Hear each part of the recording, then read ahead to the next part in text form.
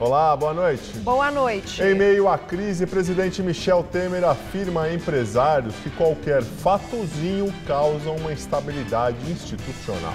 Sérgio Moro veta perguntas de Eduardo Cunha a Temer sobre relações com ex-diretores corruptos da Petrobras. Justiça determina bloqueio de imóveis da mulher de Sérgio Cabral, Adriana Anselmo, e do escritório dela. Há evidências de que a ex-primeira-dama atuou em esquema de corrupção liderado pelo ex-governador, que está preso. Condições precárias. A Casa do Estudante da USP, criada há 70 anos, está em estado de abandono. O adeus a Fidel. Milhares de pessoas fazem fila para homenagear o líder cubano. E você acompanha essas e outras notícias após o intervalo.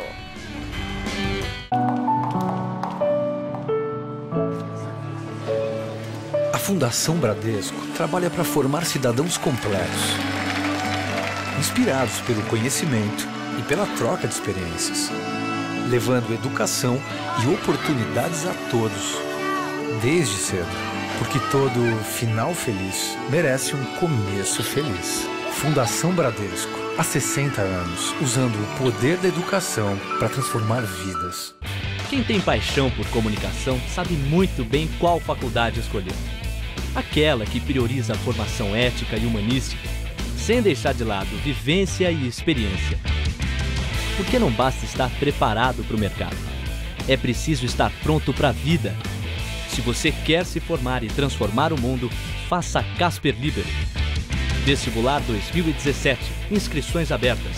Faculdade Casper Libero. Paixão por comunicação.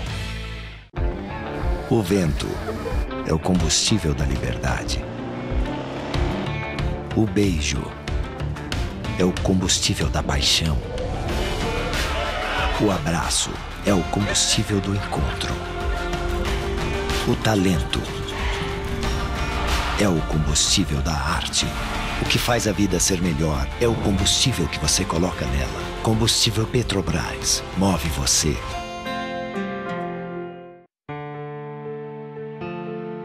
Quando eu era garoto, eu vivia na periferia sem a menor perspectiva. Aí quando eu entrei no Senai, as coisas começaram a melhorar. As pessoas passaram a me ver de outra maneira. Tinha um cara desacreditado, eu virei orgulho da família. O Senai me ensinou a profissão que eu estou a minha vida toda. Hoje eu sou supervisor operacional de uma grande empresa, mas também me ensinou algumas outras coisas muito importantes. No Senai eu aprendi a ter mais esperança e acreditar de certa forma que eu poderia ir mais longe. E hoje, depois de 13 anos, retornei ao Senai, para me atualizar e continuar crescendo.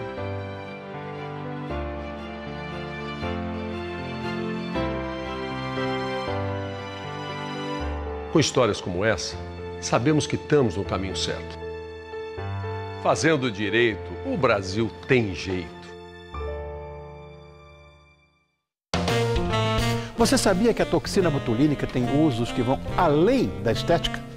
No Todo Seu dessa segunda, vamos descobrir como essa toxina pode ajudar na recuperação de pacientes que sofreram um AVC.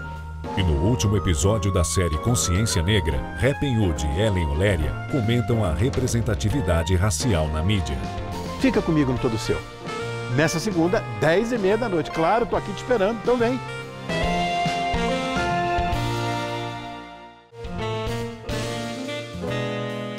Oferecimento CVC, sempre com você.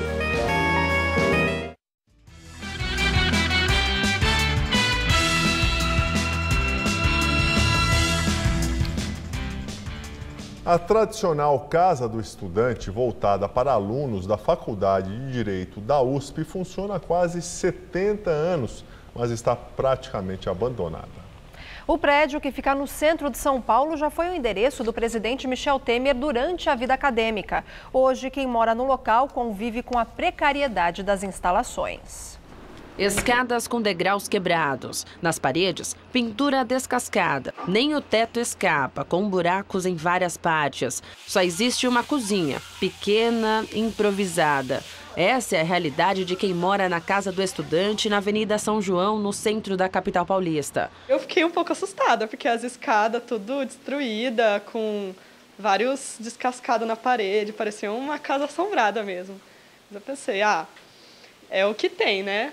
O local foi fundado em 1947 e é destinado a alunos da Faculdade de Direito da USP. No início, o objetivo era abrigar estudantes vindos de fora de São Paulo. Hoje atende os de baixa renda.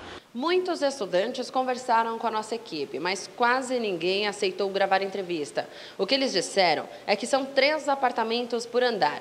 Um no fim do corredor e outros 2 mais próximos como estes. Atrás de cada porta, os estudantes dividem o espaço. São 2 quartos e um banheiro. O banheiro é compartilhado e cada estudante fica com um dos quartos. O número 82 abrigou o presidente Michel Temer durante a graduação no Largo São Francisco. Antigamente, pelo que me falam, esse lugar ele era melhor, ele era mais bem estruturado, mais bem arrumadinho. E abrigava a elite que vinha para cá estudar. Fica essa coisa, né? Porque um monte de gente estudou aqui, morou aqui, estudou na Sanfran, agora tá rico, ganha dinheiro e a casa tá aqui caindo aos pedaços, sabe? A manutenção do local é de responsabilidade do Centro Acadêmico 11 de Agosto, da USP. Tentamos contato, mas ninguém nos recebeu. Uma diretoria sem vínculo com o Centro Acadêmico e com a USP é escolhida a cada ano pelos próprios moradores. A diretoria é composta por 3 pessoas. Essas 3 pessoas, elas vão ficar responsáveis por gerir as contas da casa. O centro acadêmico da faculdade, que é composto pelos alunos eleitos de lá, mantém verbas mensais, aproximadamente R$4.000. A própria faculdade de Direito só realiza promessas vazias de que vai ajudar, tem verba, mas nunca destina uma verba para a gente aqui. A produção do Jornal da Gazeta voltou a entrar em contato com o Centro Acadêmico 11 de Agosto, que, em nota, informou que, por se tratar de um prédio antigo, a Casa do Estudante precisa de uma série de reformas e que o CA não tem dinheiro suficiente para as melhorias necessárias. O texto diz ainda que não deveria ser competência de um centro acadêmico fornecer moradia estudantil. Uma segunda nota, a USP negligencia a situação e transfere ao centro essa função sem qualquer apoio financeiro. Também entramos em contato com a Universidade de São Paulo, mas por enquanto não houve resposta. Milhares de cubanos se despedem de Fidel Castro na Praça da Revolução, em Havana. 21 tiros de canhão da fortaleza de La Cabaña foram disparados de manhã para anunciar o começo do funeral público. As filas diante do monumento José Martí começaram de madrugada. A Praça da Revolução era o local preferido de Fidel Castro em Havana, onde ele fez vários de seus longos discursos. O último foi em 1º de maio de 2006, 2 meses antes de sofrer uma hemorragia intestinal. A doença o levou a passar o poder ao irmão Raul em 2008. As cinzas do ditador que governou o país durante 47 anos vão ficar expostas no subsolo do monumento até amanhã. Na quarta-feira, começa a peregrinação de 900 quilômetros até Santiago de Cuba, onde Fidel Castro começou a Revolução Comunista. A cerimônia fúnebre será domingo no cemitério de Santa Efigênia, no mesmo onde está José Martí, poeta e líder da luta de independência de Cuba. A dissidência suspendeu qualquer manifestação contra o ditador por respeito ao luto nacional de 9 dias. Havana se transformou com o anúncio da morte. As atividades e espetáculos públicos foram suspensos, assim como a venda de bebidas alcoólicas. A cidade, normalmente festiva, está silenciosa. E aqui no Brasil também já começaram as homenagens a Fidel Castro. O Consulado-Geral de Cuba em São Paulo, na zona oeste da capital, e a Embaixada do país em Brasília estão recolhendo assinaturas para 2 livros de condolências. Qualquer pessoa pode deixar sua homenagem nas sedes dos órgãos. Aqui em São Paulo, o consulado vai recolher as assinaturas até meio-dia de domingo. O horário de funcionamento é das 9 da manhã às 6 da tarde. Outra homenagem a Fidel Castro vai acontecer nesta quinta-feira no Teatro Estúdio Eleni Guariba, na Praça Franklin Roosevelt, no centro de São Paulo. Serão exibidas poesias, músicas e filmes, e além de documentários cubanos. O evento, chamado de Fidel Vive em Nós, vai começar às 8 da noite e será aberto ao público.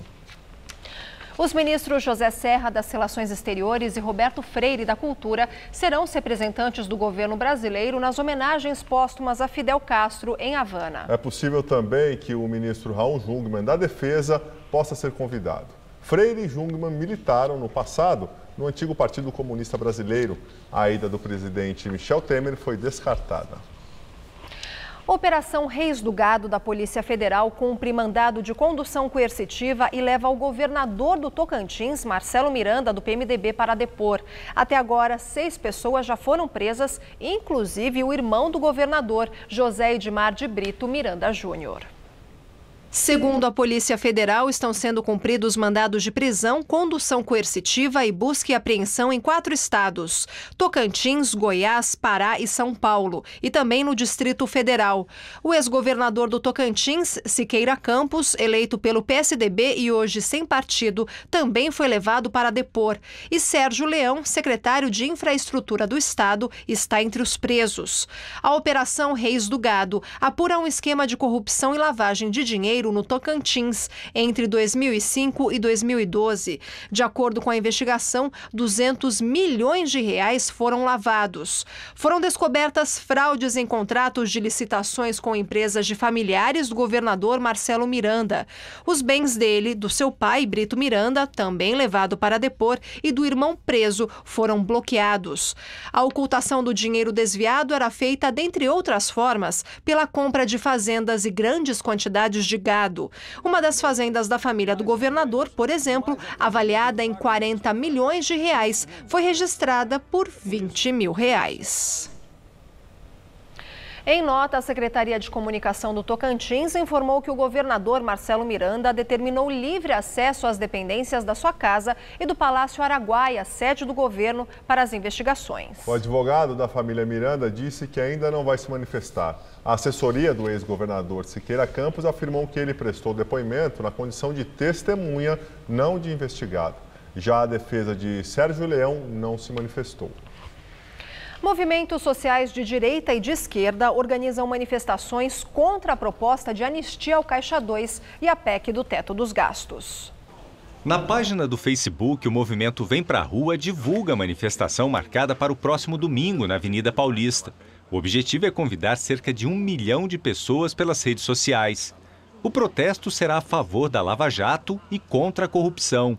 O foco mais atual é mostrar descontentamento com a proposta de anistia ao Caixa 2, ou seja, perdoar políticos que em eleições passadas tenham usado recursos não declarados à Justiça Eleitoral. Eu acho que o presidente e o governo federal, eles vêm percebendo que a sociedade mudou e que não é mais possível eles fazerem as coisas e tomarem decisões sem levar em consideração o que a sociedade almeja. No domingo, o presidente Michel Temer, em coletiva de imprensa, anunciou, junto com o presidente da Câmara dos Deputados, Rodrigo Maia, do DEM, e com o presidente do Senado, Renan Calheiros, do PMDB, que a anistia ao Caixa 2 não será aprovada no pacote de medidas anticorrupção. Para amanhã está prevista a votação do projeto na Câmara. Apesar da declaração de Temer, o Vem Pra Rua afirma que não deixará de fazer o protesto. O povo vai para a rua para evitar que o que se tentou fazer a semana passada no Congresso se repita. Ontem, um protesto foi organizado pela Frente de Mobilização Povo Sem Medo, que reúne cerca de 30 movimentos sociais, entre eles o Movimento dos Trabalhadores Sem Teto e centrais sindicais, como a CUT. Desta vez, o protesto foi contra a proposta de emenda à Constituição que prevê o teto para os gastos públicos.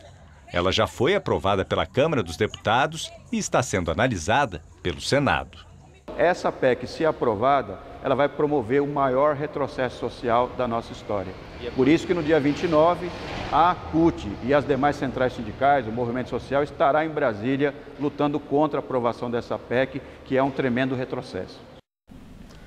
O pessoal entra com o pedido de impeachment do presidente Michel Temer e PT pede investigação do PMDBista na Procuradoria-Geral da República. O PSOL alega que Temer cometeu crime de responsabilidade ao avalizar pressão do ex-ministro Gedel Vieira Lima sobre Marcelo Calero, ex-ministro da Cultura, por liberação de uma obra em Salvador, onde Gedel comprou um apartamento na planta. Agora, cabe ao presidente da Câmara, Rodrigo Maia, do DEM, da base do governo Temer, decidir se prossegue com o pedido de impeachment. Na semana passada, ele declarou não ter visto qualquer indício de crime ou negligência por parte de Temer. Arquivar imediatamente uma proposta como essa, que tem base jurídica, vai demonstrar que há um conluio aqui nessa casa. Já o PT e o PCdoB entraram com uma representação contra Temer na Procuradoria-Geral da República. Ontem à noite, em entrevista ao Fantástico da TV Globo, Marcelo Calero afirmou ter gravado uma conversa por telefone com Temer. O diálogo, segundo o ex-ministro, foi burocrático e protocolar. Segundo Calero, a orientação de gravar foi de amigos da Polícia Federal. Calero rebateu ainda a boataria, que, segundo ele, saiu do Palácio do Planalto de que tivesse pedido um encontro com Temer para deliberadamente gravá-lo de maneira ardilosa. Eu acho que o servidor público ele tem que ser leal, mas ele não pode ser cúmplice. Ontem, durante uma coletiva ao lado do presidente do Senado, Renan Calheiros, e do presidente da Câmara, Rodrigo Maia, Temer comentou o caso. O presidente afirmou que não agiu para defender interesses pessoais de Gedel e criticou a conduta de Calero de gravar uma conversa com ele. Em toda franqueza, eu acho que gravar clandestinamente é sempre algo desarrazoado. É quase indigno, não é? Ou diria mesmo que é indigno, em primeiro lugar. Mas um ministro gravar o presidente da República é gravíssimo. Primeiro ponto. Segundo ponto, se gravou, eu espero que essa gravação logo venha à luz. Importantíssimo. Vou exigir que venha à luz. Porque os senhores sabem, e as senhoras, que eu sou cuidadoso nas palavras. Eu jamais diria algo inadequado. Hoje, a Procuradoria-Geral da República pediu à Polícia Federal um encaminhamento dos áudios gravados por Calero. Rodrigo Janot quer analisar o material para decidir se pede ao Supremo Tribunal Federal a abertura de um inquérito contra Temer e o ministro Eliseu Padilha.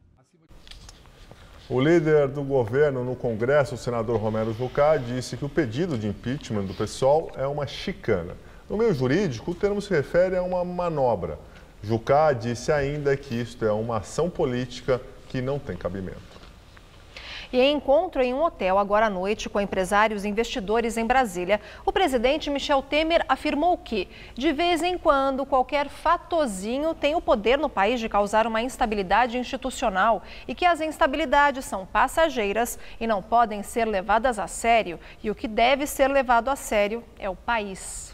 Segundo o jornal Folha de São Paulo, o presidente afirmou ainda que o governo federal não deve se impressionar com os movimentos sociais, porque as postulações deles são legítimas e que os protestos de rua também são legítimos. Juiz Sérgio Moro veta 21 perguntas de Eduardo Cunha ao presidente Michel Temer. O juiz entendeu que parte dos questionamentos era inapropriada e não tinha relação com a ação penal a que Cunha responde em Curitiba. No Paraná, o ex-presidente da Câmara é réu acusado de receber propina de um contrato de exploração de petróleo na África e de usar contas na Suíça para lavar o dinheiro. Cunha chamou Temer como testemunha de defesa. O presidente da República vai apresentar as respostas por escrito. Entre as perguntas barradas por Moro, Cunha questionava Temer sobre quantas vezes ele se encontrou com o ex-diretor da área internacional da Petrobras, Jorge Zelada, e se um dos encontros ocorreu na residência de Temer em São Paulo. De acordo com o ex-senador Delcídio do Amaral, Zelada teria sido indicado por Temer para o cargo. O ex-deputado pergunta também se Temer foi alertado por Nestor Cerveró sobre uma suposta proposta financeira para mantê-lo no cargo. E em caso de resposta afirmativa, Cunha perguntava: por que não denunciou? O ex-presidente da Câmara também questionava se Temer indicou o nome de Moreira Franco para a vice-presidência do Fundos de Governo e Loterias da Caixa Econômica Federal.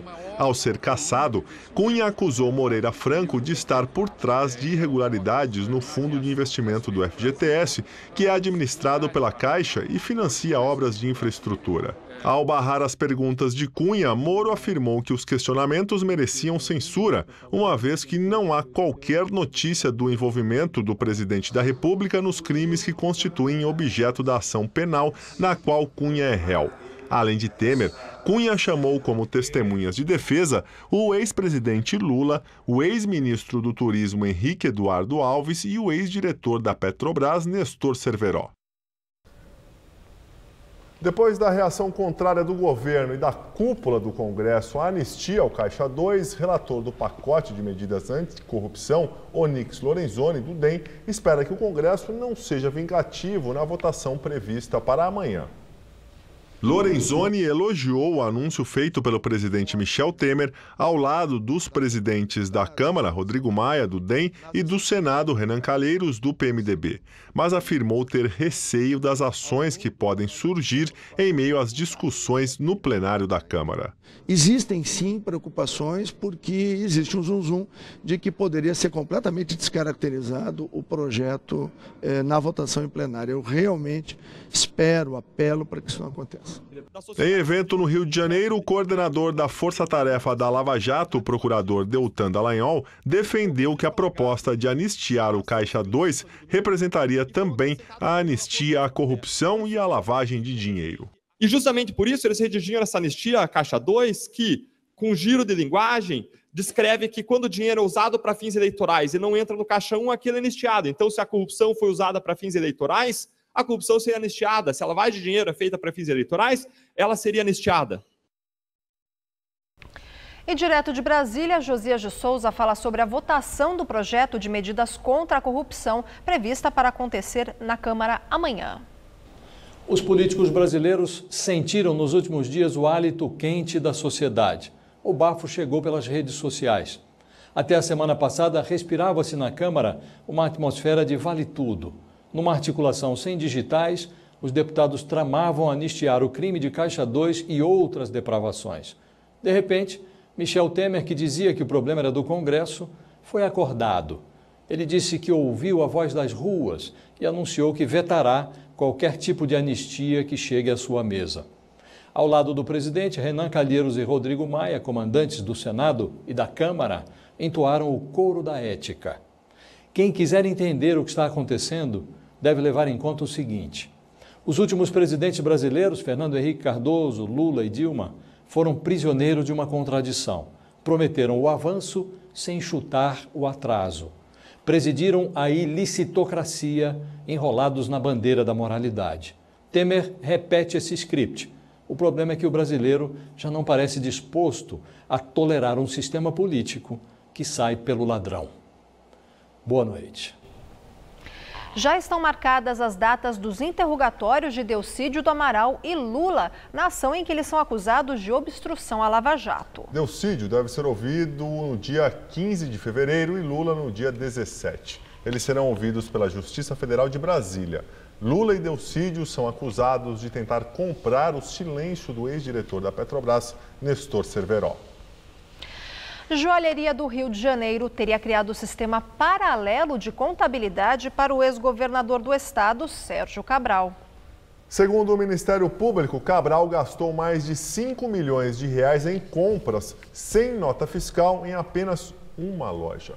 A Polícia Federal procura 80 joias que foram compradas e não foram encontradas durante as buscas. A Receita Federal deve começar uma operação pente fino nas contas das joalherias que venderam joias em dinheiro vivo ao ex-governador do Rio, Sérgio Cabral. Das 131 joias compradas em apenas uma das joalherias, 40 foram apreendidas na casa do ex-governador e 11 na casa de um assessor dele. 80 não foram encontradas. Agora, os investigadores estão cruzando informações para descobrir se as joalherias apenas sonegaram impostos ou se foram coniventes com o esquema. Segundo o Ministério Público Federal, em depoimento, uma gerente da joalheria, Antônio Bernardo, afirmou que o ex-governador Sérgio Cabral era tratado pelo codinome João Cabra e a ex-primeira-dama, Adriana Anselmo, por Lurdinha. Cabral teria comprado 5.100.000 em joias por um sistema paralelo, pagando em dinheiro e sem nota fiscal ou comunicação ao Ministério da Fazenda. Em outra joalheria, a H. Stern, o ex-governador também teria comprado 2.100.000 em joias pelo mesmo método.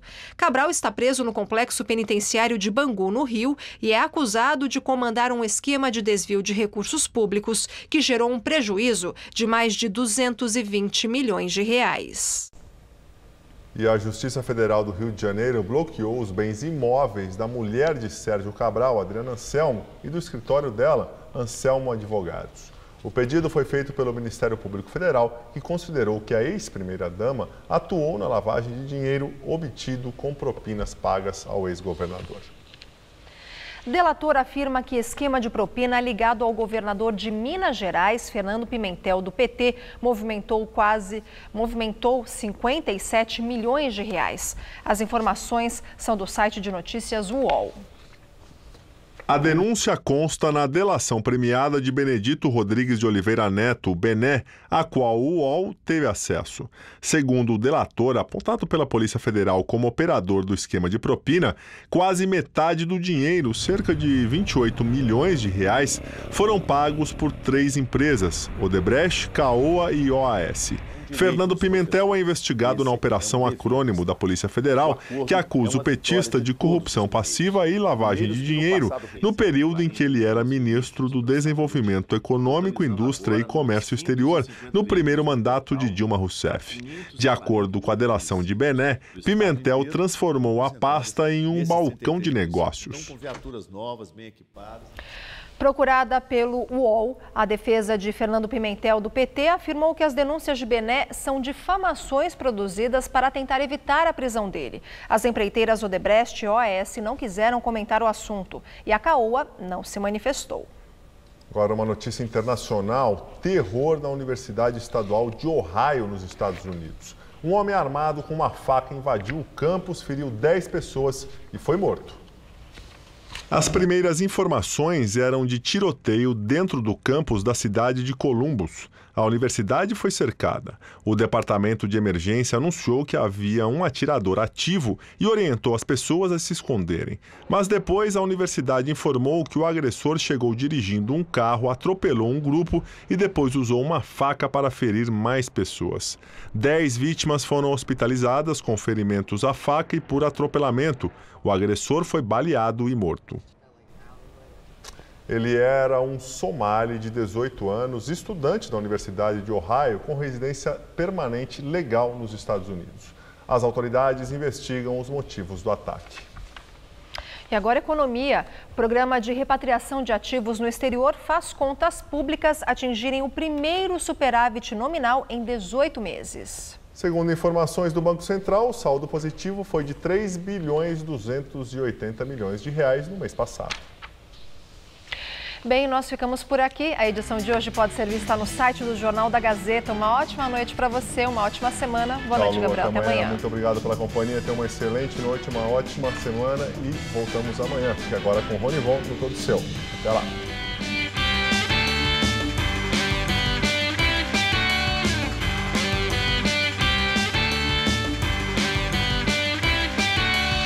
Matérias especiais e comentários do universo esportivo você confere no Gazeta Esportiva, nesta terça, 6 da tarde. Assista agora, Todo Seu.